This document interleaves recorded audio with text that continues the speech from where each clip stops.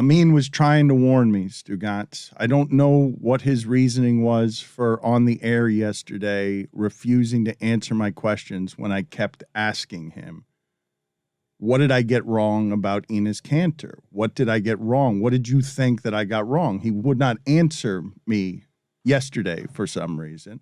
I suspect he might today because Enes Kanter went on Fox News, was used as a tool by a smiling Tucker Carlson who got him to say, basically, shut up and dribble to anyone who dares to criticize America because he values freedom so much.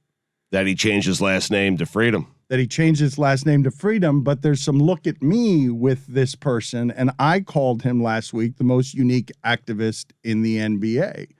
And part of that is a rhetorical trick. There is no other activist in the NBA who's being persecuted by the Turkish government and is just doing Sammy Sosa's running around the bases with a tiny American flag. He's an American citizen, and he is happy to have his freedom because this country gave him everything, and he comes from a place where he is fighting his government. And so he's just like, everyone shut up about this country. Freedom is the main thing. And I recognize this in Cuban Americans. This is how you see Florida skews in a weird way pro-Trump because you get to freedom and it becomes your issue. That's your issue. You don't need to have any other conversations about the race stuff or anything, or you being used as a tool by the right. And one of the things that Amin pointed out to me yesterday off air, but not on air, that I hadn't even noticed it, is those same sneakers that he's saying messages that he thinks the NBA doesn't like about China and messages that are against the business of the NBA. Those same sneakers are Air Jordans. They're made in China. All this stuff is so entangled that it's hard to have the moral high ground without tripping over one of your hypocrisies. So anyway, why didn't you say, Amin, on the air yesterday, what it is that I had gotten wrong? It would have been more informative to the people once Enes Kanter pops up on Fox News being used as a tool, and you realize, okay, wait a minute. This guy's not going to just start checking all of the boxes on activism. He's just here for freedom, freedom, freedom, because that's something that's very easy to agree with. Well, it's easy to agree with, but also I think he started his journey as an activist talking about something that was very personal to him and very detailed and very nuanced, which is what's happening in Turkey. And, I get the feeling that he liked that feeling of people looking at him in a different light, in a different kind of platform than just regular NBA player. Listening to him. Yeah, listening to him and having that platform and being able to be recognized for his efforts. And expanded his scope beyond what's happening in Turkey. And, the text message I sent the group chat last night when that link went around of him on Tucker Carlson was that's a man who's heard the sound of the bell ring and decided he wants to hear it again and again and again. It's was it over when the Germans bombed Pearl Harbor? And you look around and everyone's cheering like, I'm going to keep going. I'm just going to keep saying things. It's the day he became a United States citizen. He is proud. Right. He is walking around this country proud of being an American. He's like a newborn with the emotion of, look, I won. Right. I got away from my government. I got to freedom. And people will say, and you brought it up with Cubans here in South Florida, the idea that when you escape that kind of oppression, that kind of overt dictatorship and experience the United States freedom, there is a level of like, how can you guys ever complain? This place is amazing. But the idea is you can't judge this country that was founded on certain ideals by the standards of a Cuba, of a Turkey, of a Sudan. But I understand how they do, though. I do understand how they happen upon that perspective from that prism. You should consider others and other perspectives, obviously. But I understand when Turkish people who are fleeing a government or Cuban people who know what it's like to be under the thumb of oppression say to you, this is the greatest country in the world, and I don't want to hear anything after that. But by that same token, Dan, we can say, hey, there's a homelessness problem in this country. And it's true. But then if you compare homeless people in the United States to homeless people in Sudan, oh, you guys live like kings. But we all understand that's not a standard. to measure by. I say, well, I mean, in the same way that we understand that people being paid sweatshop slave labor salaries or wages, well, that's a fortune for them in that country. But we still understand that's not the standard by what we hold to be true. And there's a part of this from Enes Kanter that is what you're describing. It's like when you come from absolute darkness and you get that one small matchstick of light, you're like, oh my God, I can see everything. And then there's also a part of it that I think there's an embedded narcissism of like, ooh, my voice matters. I'm not just one of the guys. I'm a guy that people look to, and I get speaking engagements and all that. And I think he changed his name. He changed his name because he wants to be this thing. He is removing his name to be this thing, to be Enes Kanter Freedom, because it is something that anyone can celebrate. He's getting applause. Even I don't know that Enes Kanter is feeling any of what might hit him when he is used as a tool on Fox News by a smirking Tucker Carlson who knows exactly what he's doing, because the best that you can say about some of what Fox News is doing is that it's dishonest, that it's not talking to Enes Kanter because you really care about how he feels about China. It's only caring about China so you don't have to care about black people. It's only caring about China so that you could rip NBA players for being inconsistent in their hypocrisies of business, advocating for black rights instead of doing so for human rights and Asian rights. Hypocrisy that also is exhibited within Fox News and Starbucks and Nike and McDonald's and every other major American corporation. We talked about a little bit yesterday off air, Dan, the idea that it's so hard to extricate ourselves from China. If you were going to be this huge freedom fighter, so everything China is bad. It's impossible. It is literally impossible. You cannot do it because it's too late. And that's not the NBA's fault or LeBron's fault or Enes Kanter's fault. That's the government's fault for getting into bed with China and human rights violations in a way that is commercial and inescapable from a long time ago. It's also consumers too, capitalism. Yeah, look, here's what happened. Years and years and years ago, decades ago, we decided that the best way to spread democracy was through capitalism, right? How can you have a dictator? Because we're trying to fight communism. We're trying to fight socialism. So, hey, if we show people how cool money is, that'll make them want democracy and freedom. And what happened was China said, we'll take the money, we'll hold on everything else. They went a la carte on the menu, but because of their growing economic might, they were able to do that and flip the table to a point where— aided by our economic might.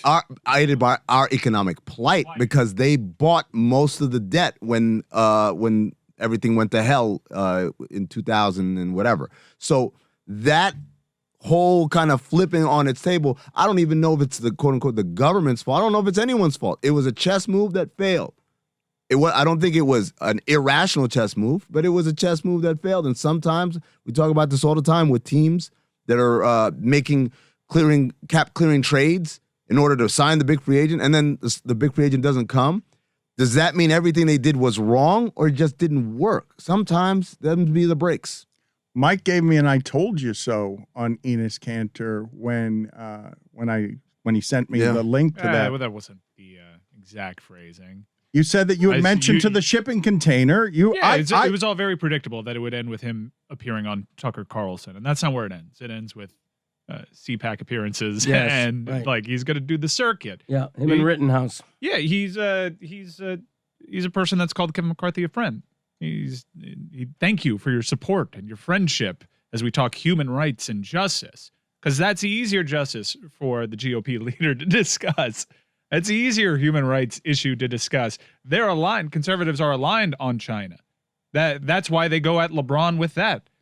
That's always the counter to it. Well, you care. Well, what about China, LeBron? So he speaks, and I don't think it's a hypocrisy with Enes Kanter so much. It may eventually get there, but it's understandably his priority, given his story. Just like with LeBron, he has his priorities. And he prioritizes what happens here in the United States more than what happens in China. But, Mike, it is a hypocrisy when you do the holier-than-thou accusatory language, right? If your thing is freedom in China, why is LeBron your target? Well, yeah, if I'm handicapping it, he's going to play into all the right-wing tropes. Of course, because it gets him the drug that he likes, which is attention. And you know, I don't say that. And it's applause because he's getting a lot of yeah. applause for this. I'm not sure how much he's noticing the things that aren't applause. Yeah, on well, this. someone that's been disavowed by his country the way Ethan Hunt has in the Mission Impossible movies. Like, I imagine you can understand why someone would feel vulnerable in his position and why he would turn to a powerful political base that is offering support that his colleagues in the NBA don't. Like, I am not on Enes Kanter's side on a lot of things. I think he's makes some good points, and sometimes the message gets muddied a little bit. I can certainly understand how he finds himself appearing on Tucker Carlson just because of his backstory. Mike, you know what it is? The greatest corollary to this, it's like when Charles Barkley comes out and says things that are like, oh, black people need to stop making excuses. And all the right-wing people are like, see, look, great Charles Barkley said the thing that we've been saying all along. They're not agreeing with Charles Barkley.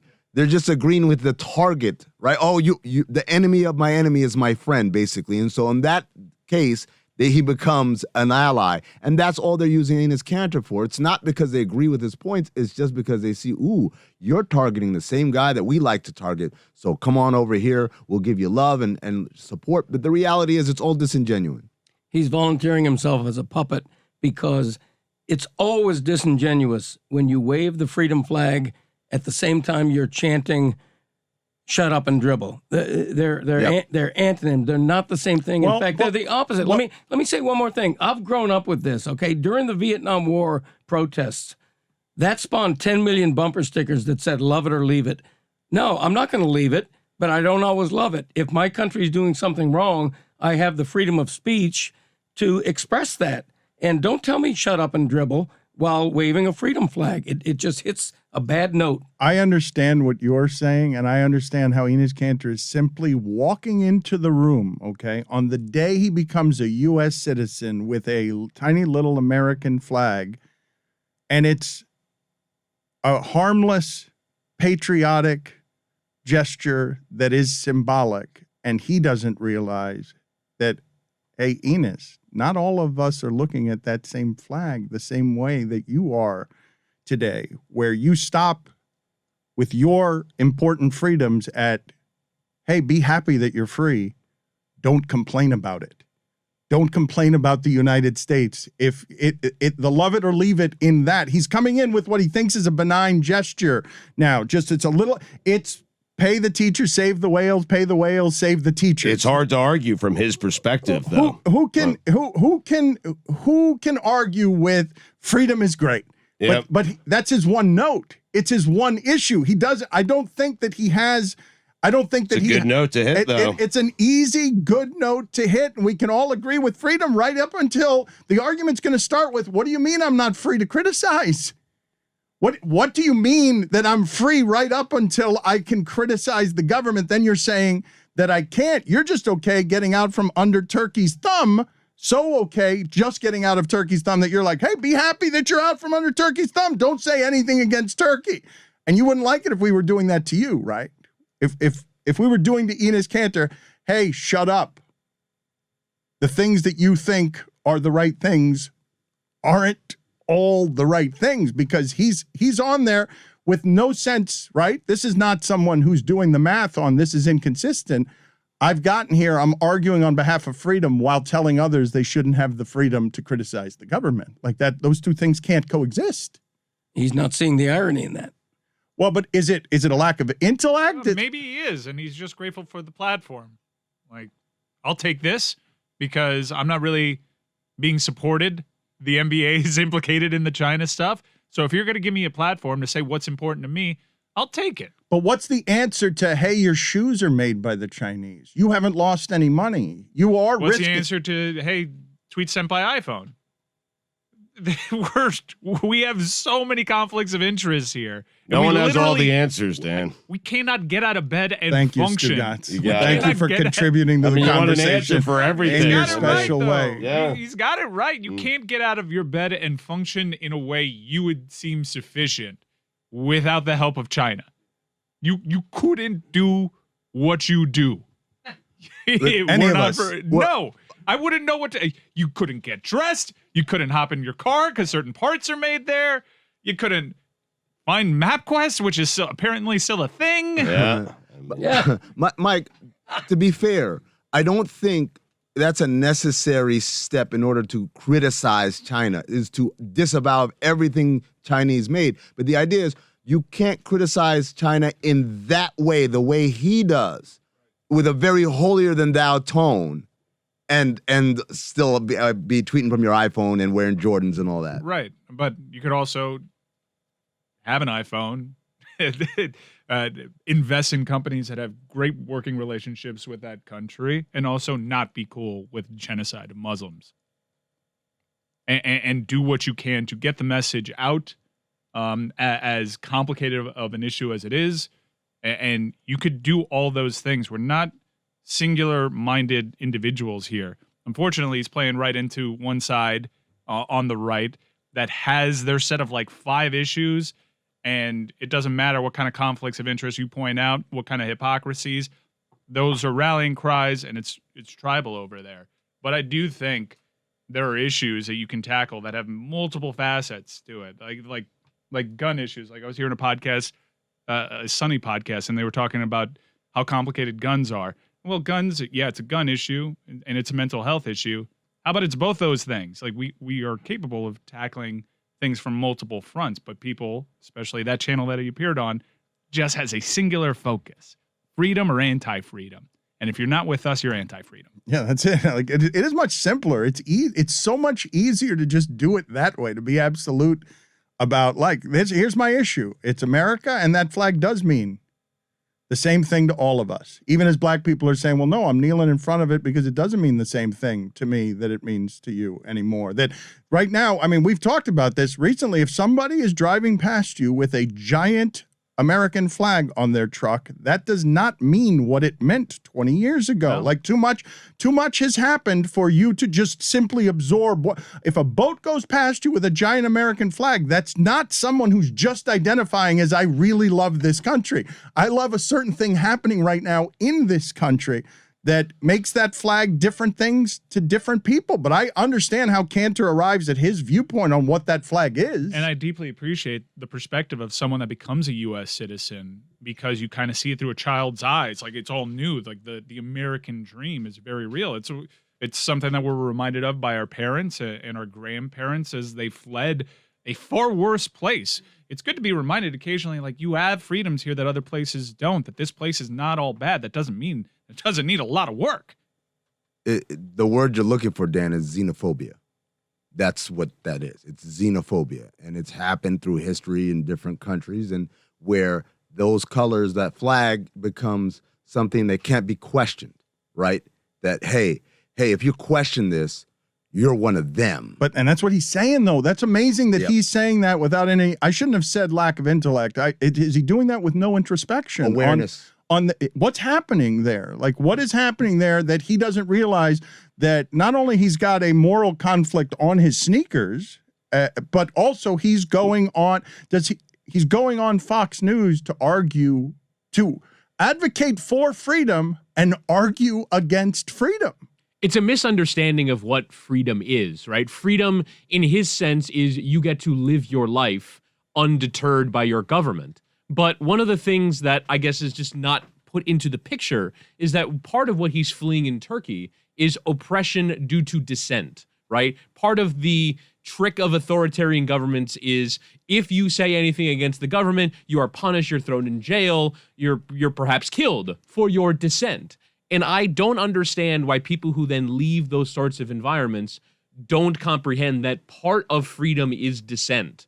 And then to try and quell other people's dissent is the strangest thing to me. I don't understand. And I just think it's a misunderstanding of what this freedom is. It's about the way you live your life as opposed to the way you interact with your government.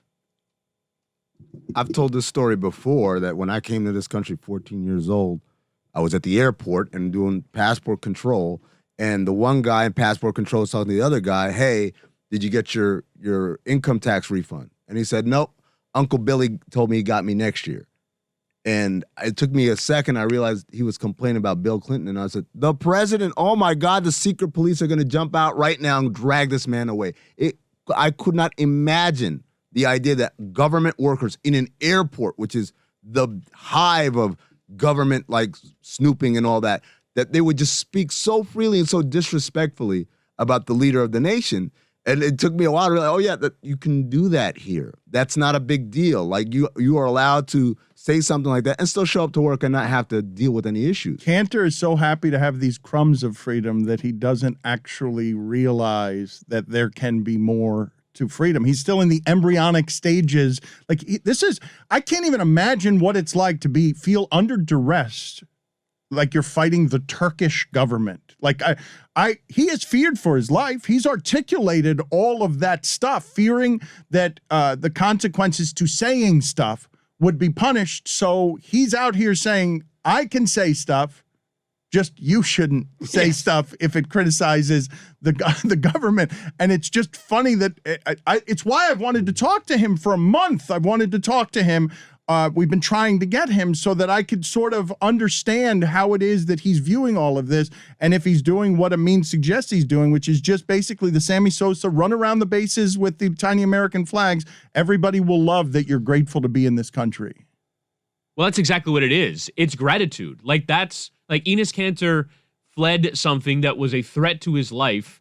A new country gave him a new lease on life and many riches, and it's gratitude. It's just expressed, in my opinion, the wrong way. Perhaps in other people's opinion, it's expressed the right way. But for me, to tell other people that they should just shut up and be happy with what they have is not the way to express the gratitude of what the country gave you.